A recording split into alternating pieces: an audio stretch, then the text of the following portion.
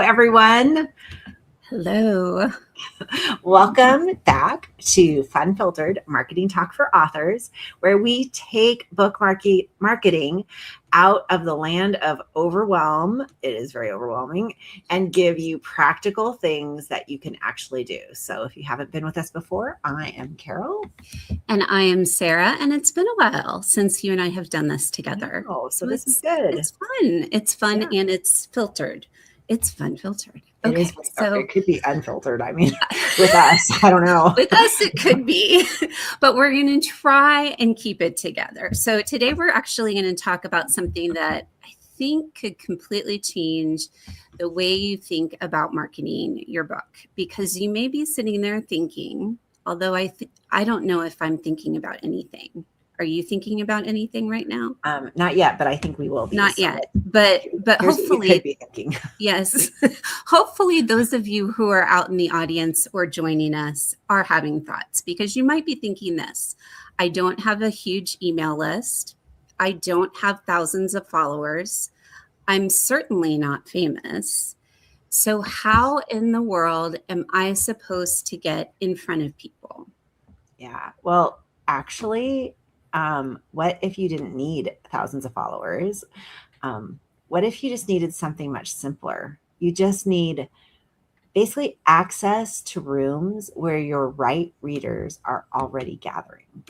Yes, and that is exactly what we are talking about today. So using your book to open doors to speak, and then using those speaking opportunities to reach readers, sell books, and potentially open the door to the next room. Believe it or not, it's a real, I think the term is symbiotic relationship between getting into rooms, speaking, using your signature talk or any type of message that keys back into that book. And then the fact that you have a book also opens doors for you to speak. And before anybody says, well, that's great for professional speakers, but I'm not a speaker, I want you to stay with us, because that's actually where we're going to start. Yeah, that's good. So really, when you're even when you're second starting out, when you're just beginning, you don't have to become this big name speaker. I think authors sometimes picture speaking, and they immediately imagine like this giant conference with 2,000 people and lights and a huge stage. And if that's you, you're probably thinking like, that is not me. But most authors don't start there anyways. Maybe it's 35 women at a church. Maybe it's a grief support group, a parent organization, or at your kid's school, a homeschool community. Maybe you do a small retreat, or maybe connect with a business, a ministry luncheon, a book club. You know, my first like stepping into the speaking zone was at my church teaching Bible study. Yep. That's where I got, not that I'm really good, but that's where I got experience, right? I taught Bible study. And then my first event that I actually got asked to do was at a super small church in a small town here in Arizona. And I think they had like 40 women there, which is a decent size. But that was my first experience. So start where you are. You don't have to have an audience. You can make it up yourself. You can go to your church and say, hey, can I teach women's Bible study? Boom, there's an audience. Okay. Yep. I totally am like moving away from our topic, but no, you're not. No, you're not at all. We all start somewhere, right? And I think, you know, in my household, and those of you who have been around very long, we all love the theater. We all love the stage. I have kids that are in so many shows that it makes me want to cry just thinking about how many I have yet to go to this school year. But one of the things I've always told my kids, and even my students when I was teaching theater, the law of averages and the law of numbers says not everybody is going to be a star on the big screen or on Broadway. But that doesn't mean that there aren't opportunities for people who want to be in community theater or want to volunteer down at a community center and talk about going off the rails. That's what I'm doing right now. But it actually connects, because Yeah, it does. for speaking is that there's only going to be a few people who are going to end up on those big stages. And not that God can't do that, but the reality is the majority of us, our speaking opportunities are going to start small. And for some of us, they may stay very local, but that doesn't mean you can't have an impact. So now that we have both gone off the rails, I'm going to try to bring us back onto the track. But Okay. here is what makes the rooms that we were talking about before we got off track so valuable. And that's this: somebody's already gathered the audience for you. You don't have to convince like 75 people, hey, could you come to this conference room at the library and listen to my talk? Church, ministry, retreats, organizations, or associations, they have already earned the trust of the people that you're speaking to. And so when their organization puts you in front of them, that trust that they already have in that organization now belongs to you. And as we talk a lot around here, that's what we call borrowed trust. And that's what we have to have even when we're starting small. Yeah, because when we were starting out as that lesser known entity, that lesser known author, having borrowed trust is huge. Because online, your book is going to be sitting next to millions of other books. But when you're standing in front of those 75 people who came because they care about the very thing that your book addresses, or they were invited by a friend, or maybe they don't even know why they're there, they just showed up, for those 45 minutes, you're not one book in the sea of millions. You're the person that they are listening to. But when you go to these places, we need to remember something that's really crucial that Sara and I have talked about. So what is that, Sara? Well, don't just go thinking you're going to speak about your book, because honestly, I think that's one of the biggest mistakes that authors make. They say something like, hey, I'm the author of such and such, and I've come to speak about my book. Right. Because somewhere on the other end of the email, an event director is thinking, okay, but why? Because they're not really asking you, do you have a book? They're asking you, what are your people, or what are our people going to receive from having you come? And that's an entirely different question that you need to answer. Yeah. So here's a sentence I want every author who is listening to write down. Are you ready? Get that pen out, piece of paper. Your book establishes credibility, and your talk solves the problem. Let me say that one more time. Your book establishes credibility, but it's your talk that solves the problem. And I think that that distinction really matters. So let's say, for instance, your book could be called Finding God in the Waiting, but your speaking topic might be When God Seems Silent, how to keep trusting him in a season you didn't choose. Or maybe you're writing a parenting book and your talk isn't, I'd love to come share all the ideas that I've ever had about parenting that I put in this great book to solve everyone's problems. No, it's helping your child navigate disappointment without rescuing them from it, meeting that felt need. What parent doesn't need that?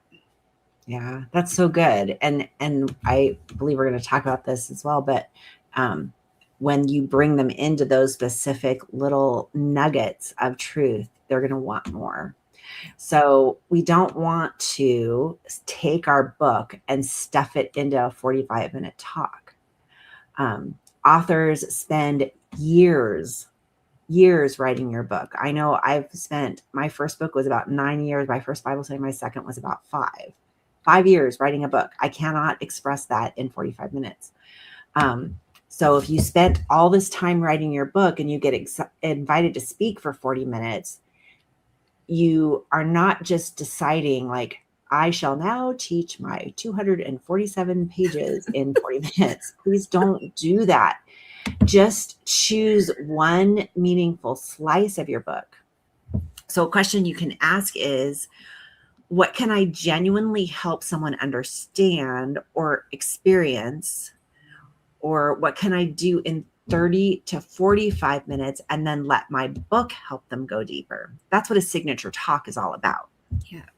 And honestly, you can keep it very simple. The structure could be something like start with a story, then name the problem or the tension the audience is experiencing, then give them maybe 3 strong insights, help them apply those insights, and then really leaving them with hope and a meaningful next step. That really is honestly enough.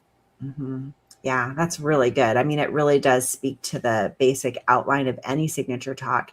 And I think one of the most important things that you talked about, and we have really worked on this in Book Marketing Academy, is naming that tension or the problem that your audience is experiencing, because that's going to allow them at that moment to say, oh, me too. Yep. Me too. I spoke last week at a church, and my talk was on, they asked me to speak on like their introduction to the book of Psalms as they're going to lead into that in their women's Bible study. And my whole entire talk was about how the Psalms give us a voice for the ordinary things that happen to us on Tuesday.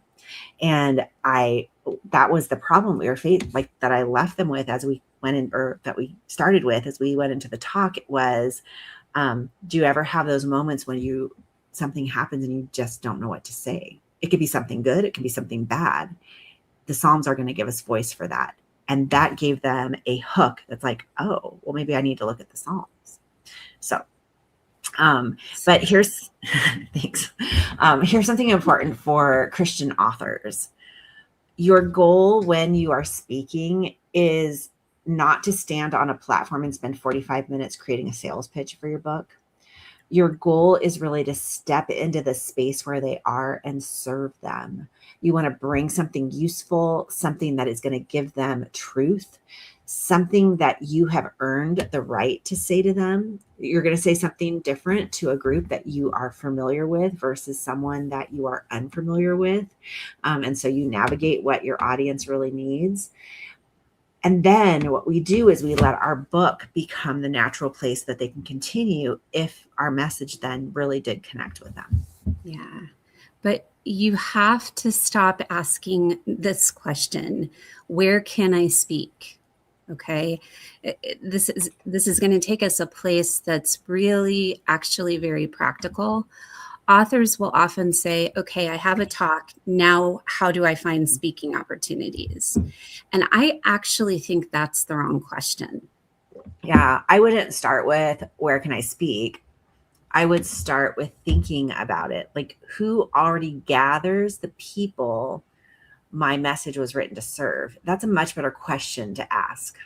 So much better. So let's say you wrote about grief. Your potential audience isn't grieving people.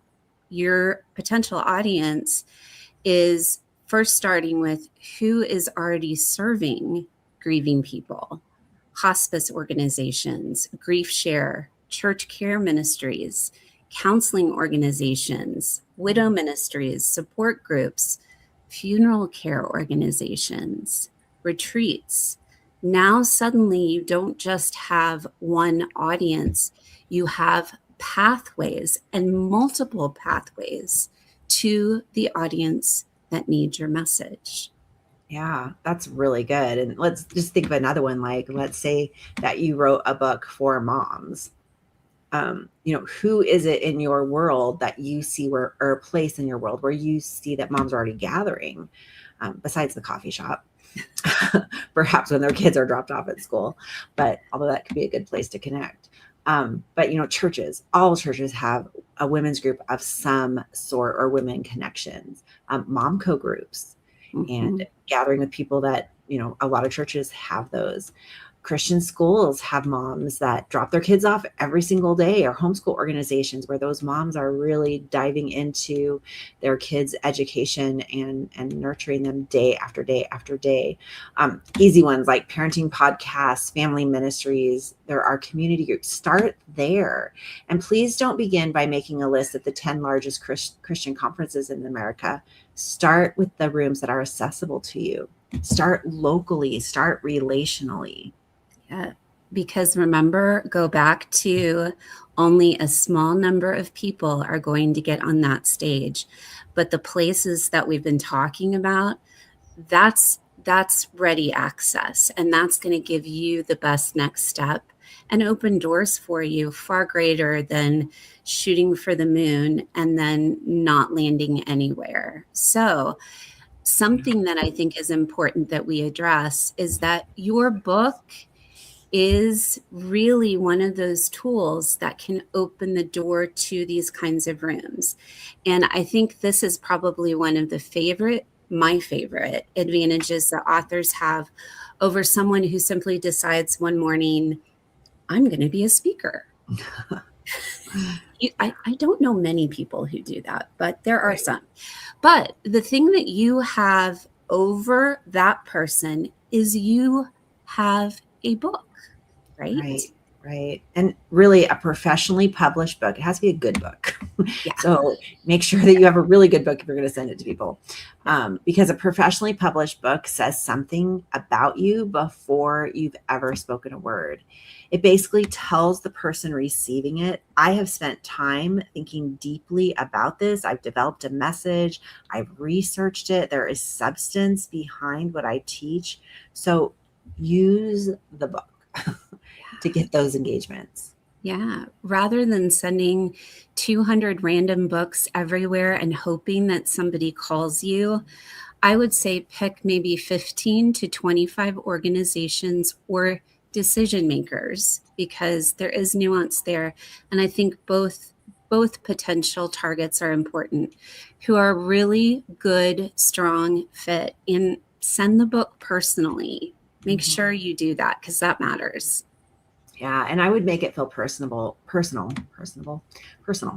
Not not dear sir or madam, but enclosed, please find my publication and professional speaking materials. No, don't do that. That's like awful. That's so sterile.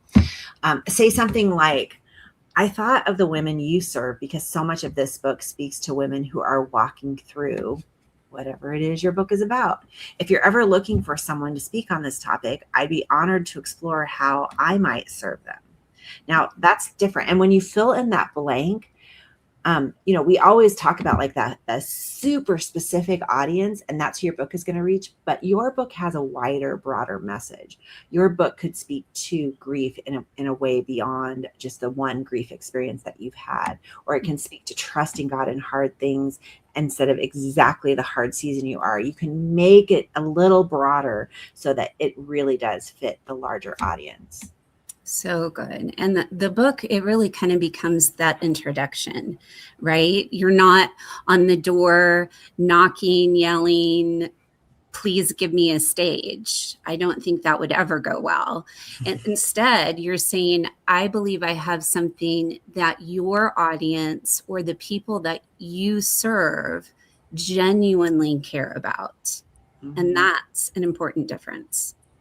And another just point about this is with reaching people that have your audience. If you know someone who knows someone who has your audience, like I will tell you, I can only speak from my experience, but I rarely get a speaking engagement where I do not have some kind of already like a connecting point to them. Like they've heard about me, someone told them about me. So utilize that when you're first starting out. If you have a friend who's a women's ministry director at a church or is in a women's ministry at a local church, tell your friend to tell your women's ministry director at that church about you. Like that is probably the easiest way to really get your book in and establish credibility right away.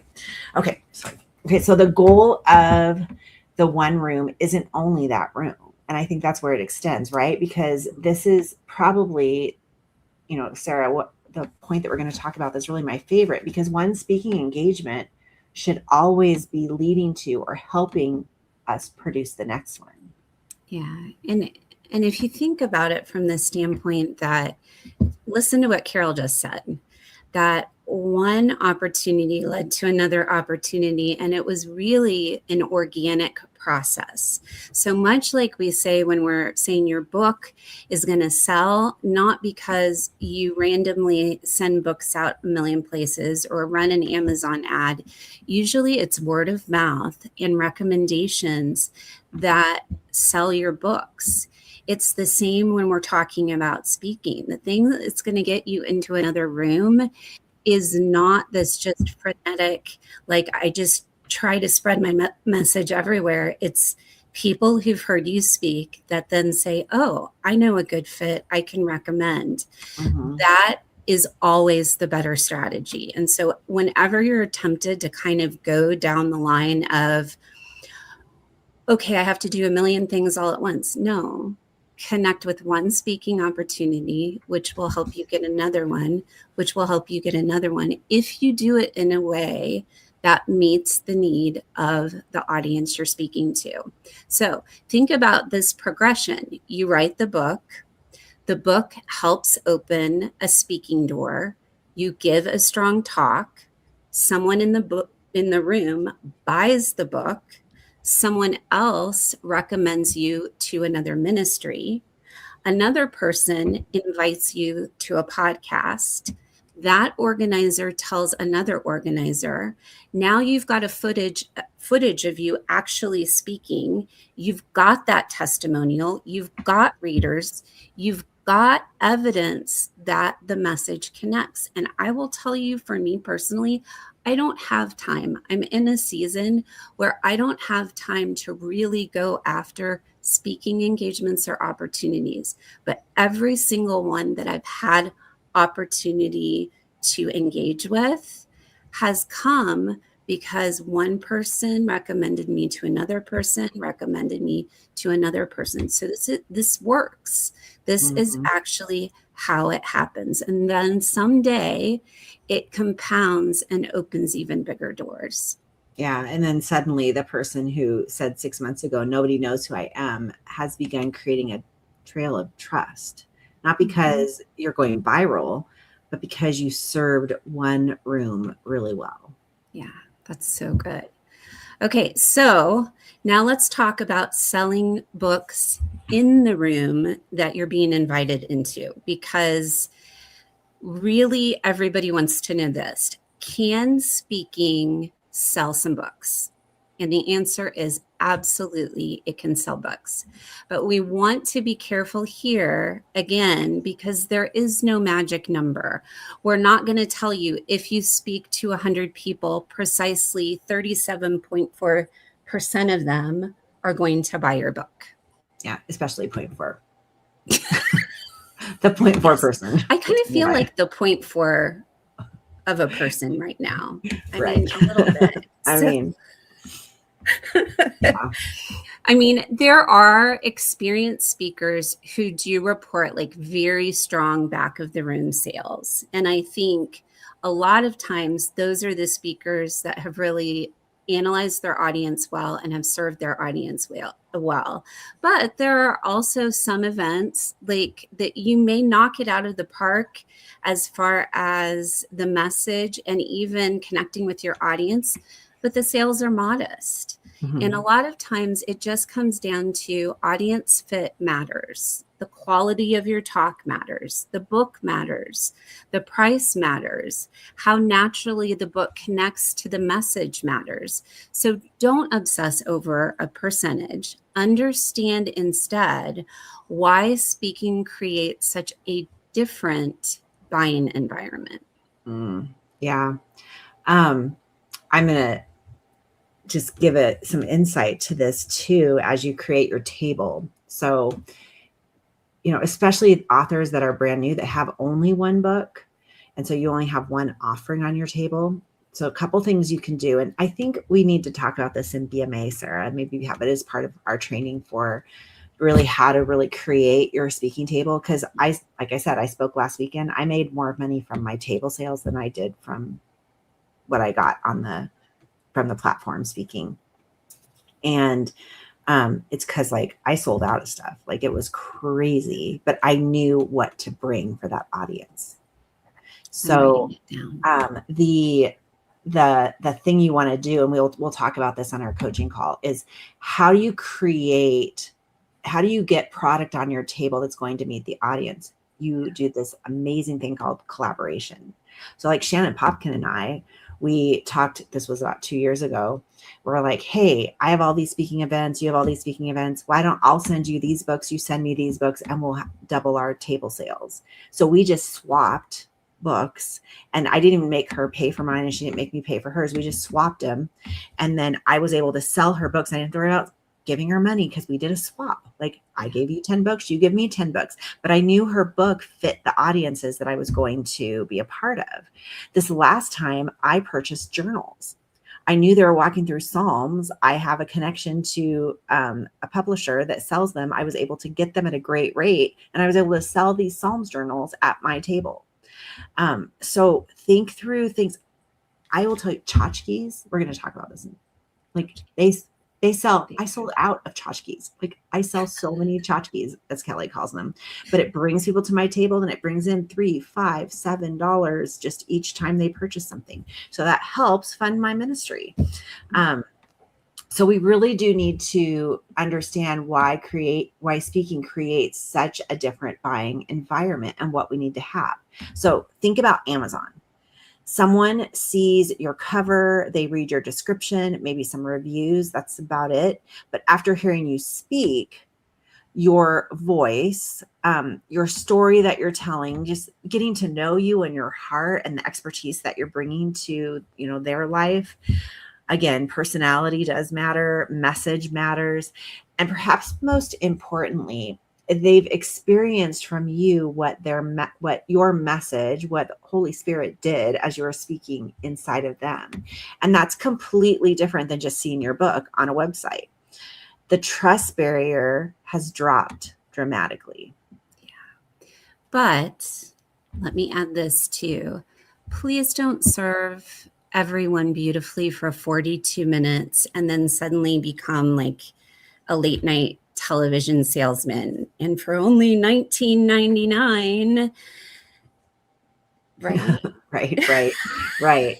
But wait, there's more, right? The tchotchkes. Right, there is. The book should be naturally woven into the talk. So when I sold the Psalms journals, I actually showed them a picture of my Psalms journal. I said, this is how I navigate my prayer time through the book of Psalms.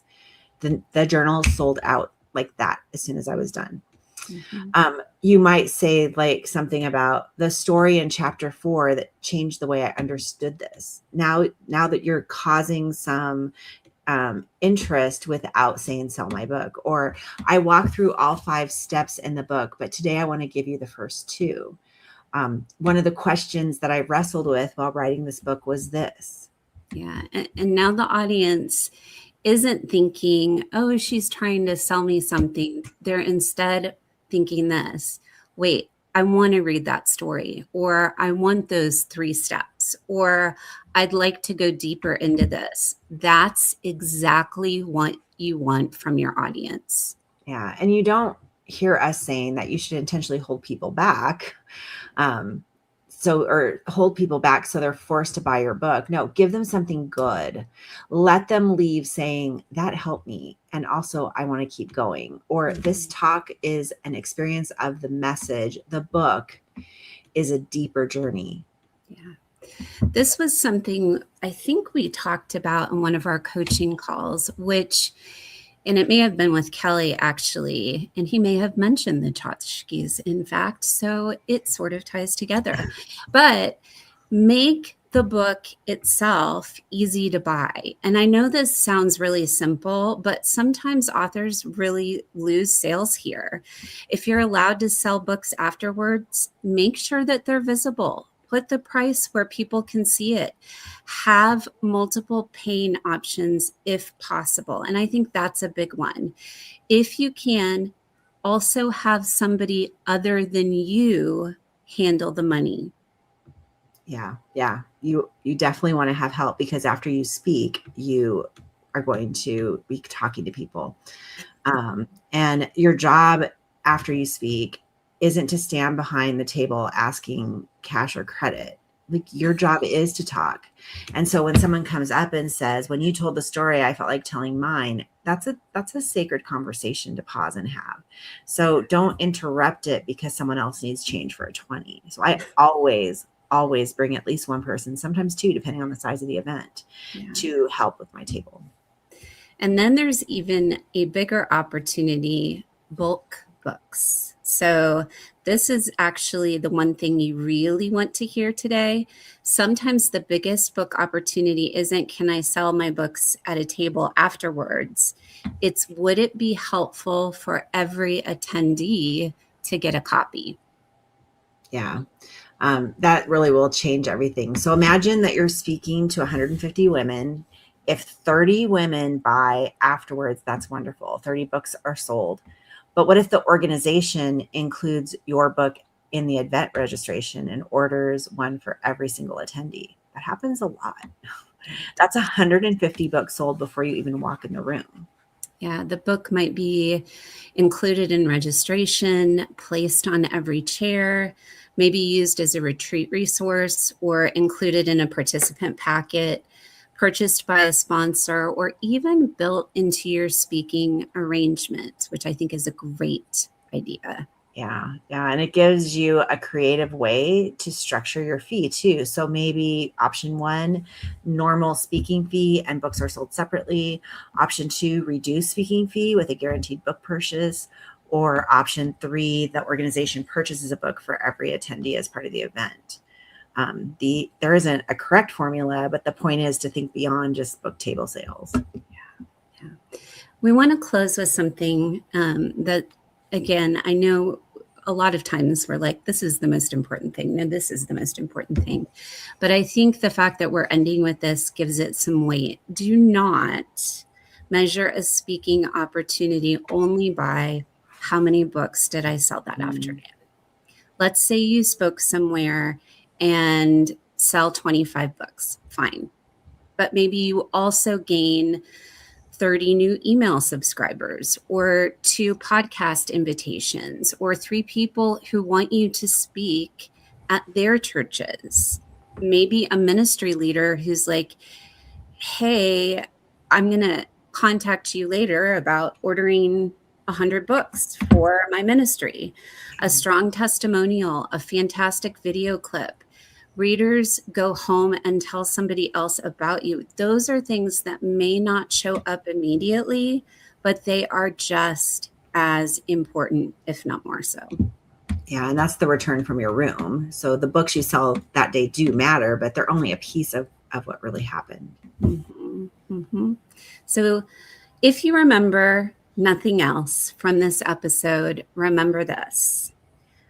Book leads to a talk, which opens the door to a room, which establishes a relationship, which means you sell more books and you're invited into the next room. Yeah. So your book is there to establish that message. Your talk makes the message useful to that particular audience. The room that you're in gives you access to people who need your message, and the experience then creates a relationship, which then creates trust. And that trust will naturally lead to those book sales. And when you serve the room well, it will help open doors to the next room.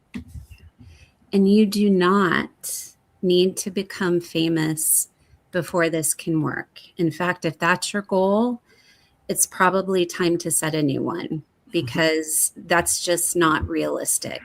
You don't need 50,000 followers. You don't need a giant speaking fee. You certainly do not need to wait around hoping somebody discovers you on Amazon, because that is just a pipe dream. You may simply need to just identify the people that your message serves, and then start looking for the rooms where they're already gathering. Yeah. Yeah. 10 really well aligned rooms filled with 50, 75, 100 of your right readers are really going to do far more for your book and also for your message than 1,000 random followers who aren't your readers at all. So we're going to give you a little bit of homework, and tomorrow we have coaching, so you can come and we can talk about this as well. But here's your homework for this week. So don't build an entire speaking business. Let's take it one step at a time. Do these 3 things. Number 1, write down, keep it always in front of you. What's the problem that your book solves, or one outcome that it creates. And then number 2, turn that into one strong talk title. And number 3, identify 5 organizations that already gather the people who need that message. Just 5. That's it. And I'm just going to say, if you're a Redemption Press author and you have a marketing copy package, that marketing copy package has signature talks in it. So don't forget to use the products that we create for you to help you market your book. Yes, 100%. One of the best things that we offer you, and I think it underused because Yes. it is a gift. Then what we want you to do is choose one of those 5 and take a step. So visit their website, find the right contact, send a thoughtful email, mail them your book, start a conversation, because you do not need to know where the whole speaking journey will lead. You just need to find your first or maybe your next right room. Yeah. So that right there is your unfiltered marketing challenge for the week. And again, as always, if you want more practical help finding out who your right readers are, where they gather, how to build marketing pathways, go to bookmarketingpro.academy. We have coaching tomorrow morning, and I'm excited for it after this call.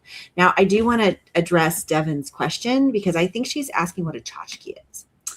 Devin, a tchotchke is like this random little thing that you have at your table to sell. So tchotchkes for me are like pens. Because I have a lot of I buy a lot of like Bible journals and things like that. So I put little packets together. I get those little like cello bags, and I stick like some stickers and 2 highlighters and a little cute clip and maybe a Post-it note thing. And I put them in a little bag together, and I sell them for like $3.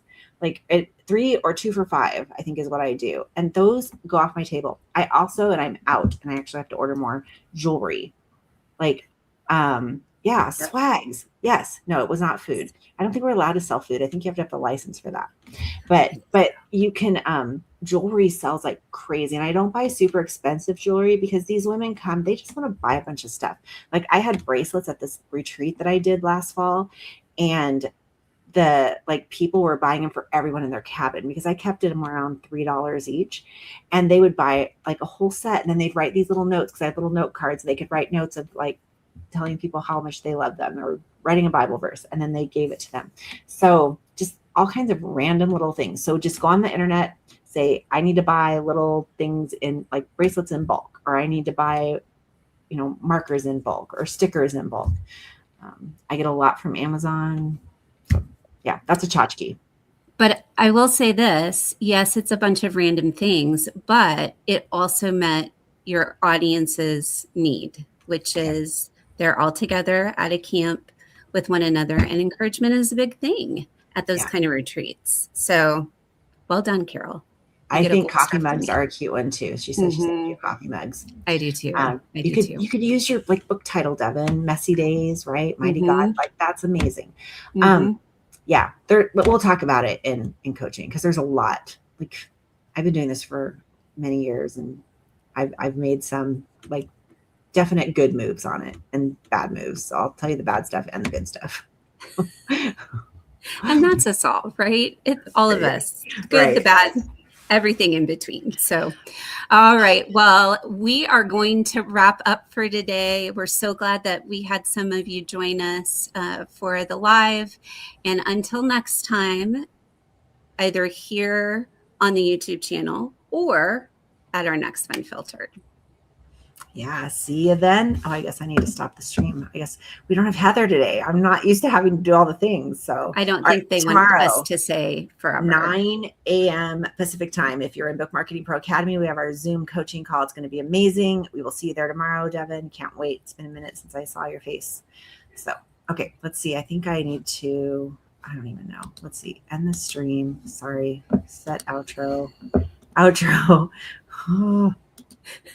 Now you're getting a behind the scenes look at what Behind we the do. scenes. Here we go. When We're good. We're good. I'm good. See you Saturday. Bye-bye.